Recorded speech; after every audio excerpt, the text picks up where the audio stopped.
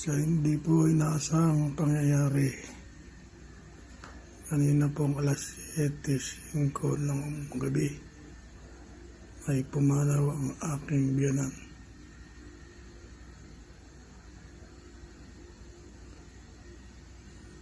Hindi pa lamang po siya dumarating sapagkat siya po ngayon ay kasalukuyang iniimbalsam. Kaya po mga kalingap, sisya na po kung hindi mo na ako makadalaw sa ating live sapagkat dito po sa aking bahay ibinurol ang aking biyanan. Buburol.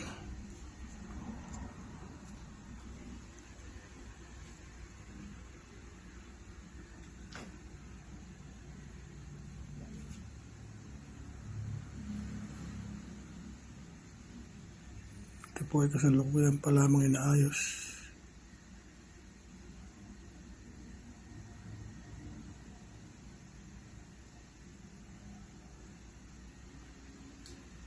Dahil hindi pa po dumarating ang kanyang labi.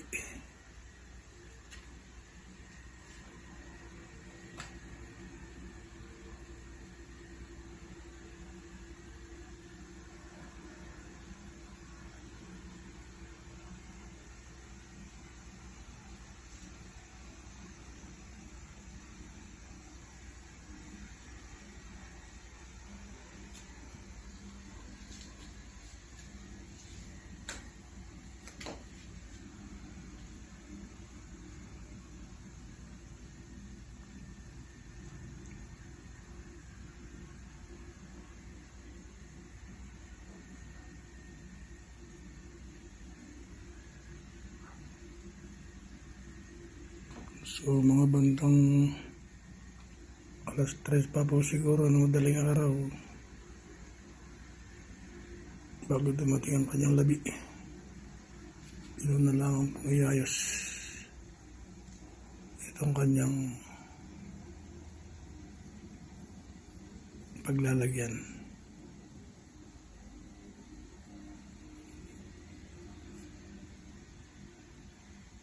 Pasensya na po kung hindi ako makadalaw sa ating mga live, mga kasama, mga kalingap.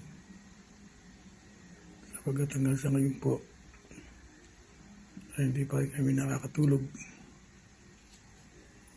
para po sa paglalagyan ng aking biyanan dito po sa aming bahay.